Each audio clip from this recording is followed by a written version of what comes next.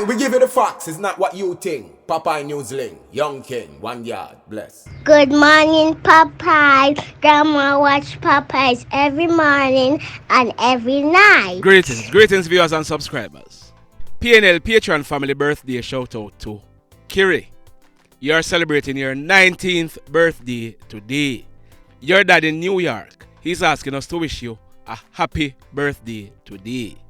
Let's hope that today you're going to be having a wonderful birthday and may you live to see a whole heap more. In today's journey, we are now approaching that turnoff that you take to go to the Donald Sangster International Airport. We are in the second city, Montego Bay, in the parish of St. James. Sit back, relax and enjoy this journey with me. Now, in this first incident, I carried a similar story last week. That story last week was that of the mother of a child who failed to report it. This story is the grandmother. Well, she is the mother of the accused. The allegations are that a 8-year-old boy, he is living with his grandmother and other relatives to include his 17-year-old uncle. The 17-year-old uncle, his name is Mikil Richards, and he's a student at the Tatius Golden High School in St. Catherine. They are living in the Old Harbour area. The allegations are that Mikil's mother, her name is Diane Rosemarie Edwards. She is 52 years old and she's a farmer. It is said that she left her 8-year-old grandson in the care of her son, Mikil.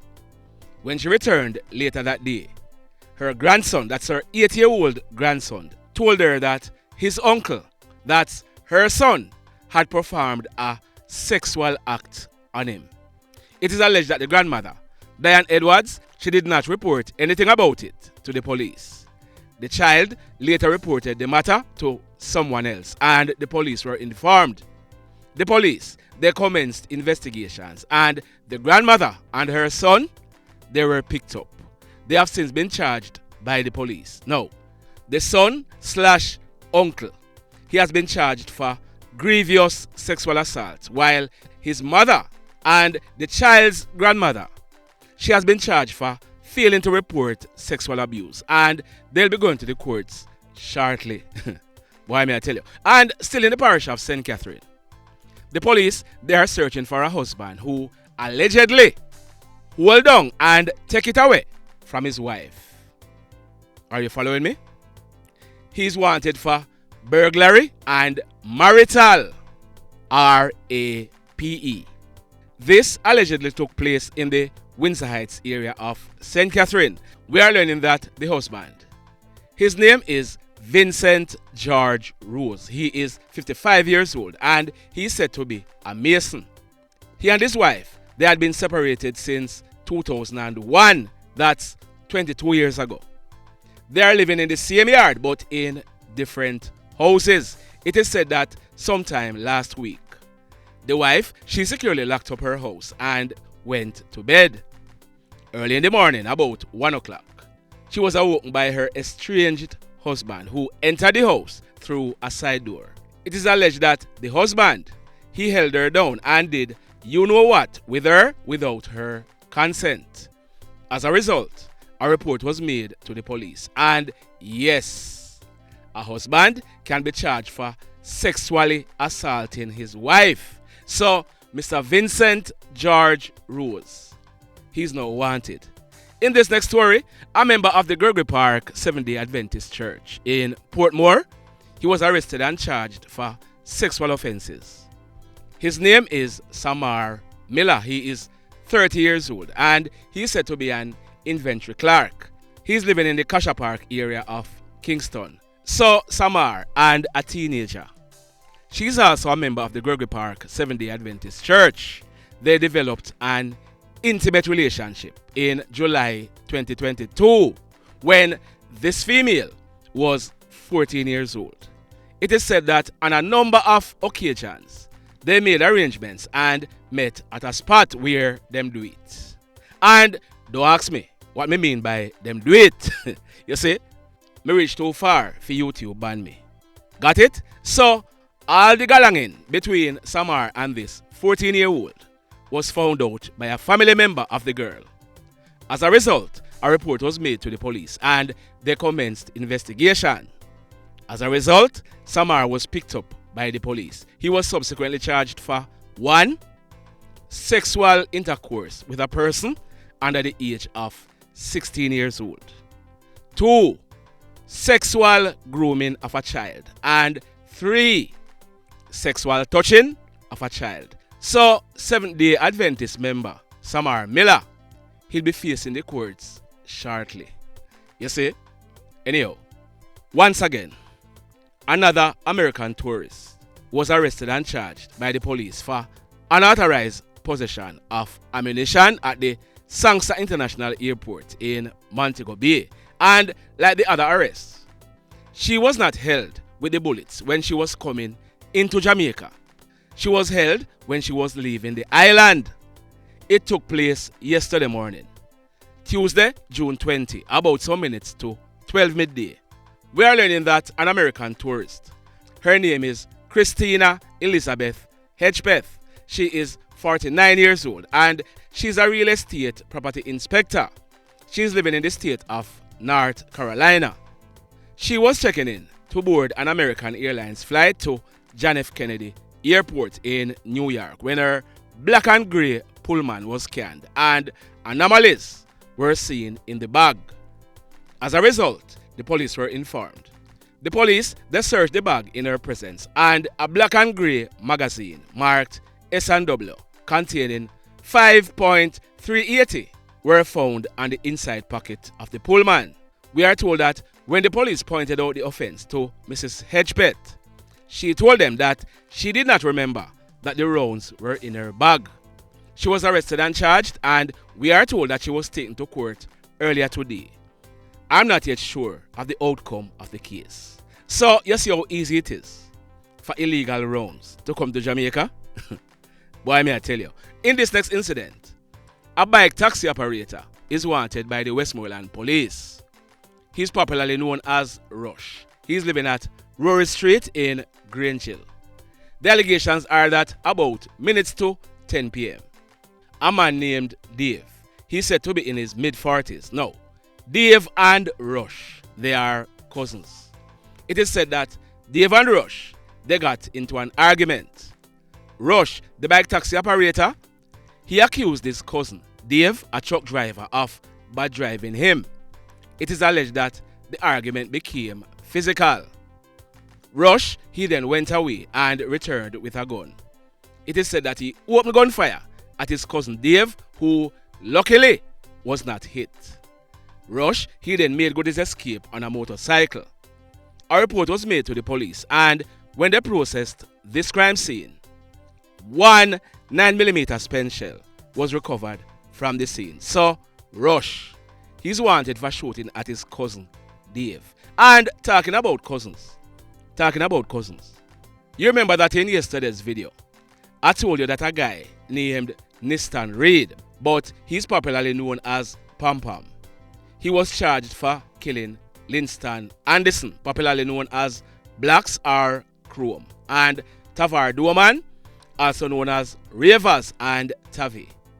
A guy named Kanchi, he was also wounded in the incident. Now, that incident took place on the night of Wednesday, May 31, about some minutes after 10 o'clock at 4 Road in the Roehampton area of St. James. Well, we are learning that Kniston Reid, also known as Pom Pom, who is the alleged killer, he and Linston Anderson, also known as Blacks or Chrome, they are cousins. Yes, I am told that both of them are two sister picnic. In English, both of them are two sisters' children. Boy, may I tell you. Now, this next incident, it took place yesterday morning, Tuesday, June 20, about 11:30. It took place at Water Lily Crescent in the Norwood Pen area of Montego Bay. We are told that the police, they were on inquiries in the area when they saw a guy looking through a window. That guy, who is known to the police, goes by the name Alkaline. It is said that Alkaline is wanted for the killing of that guy on your screen. His name is Akeem Smith, popularly known as Macrat. Macrat was shot and killed by two hoodlums on the night of Friday, June 9, at a house at the same Water Lily Crescent area. We are told that Alkaline and another guy called Hedgepeth, they have been identified as the killers. So the police, they were driving along when they saw Alkaline looking through a window. On seeing the police, Alkaline jumped through the window over to a next premises. It is alleged that Alkaline, he had a gun in his hand and he opened gunfire at the police.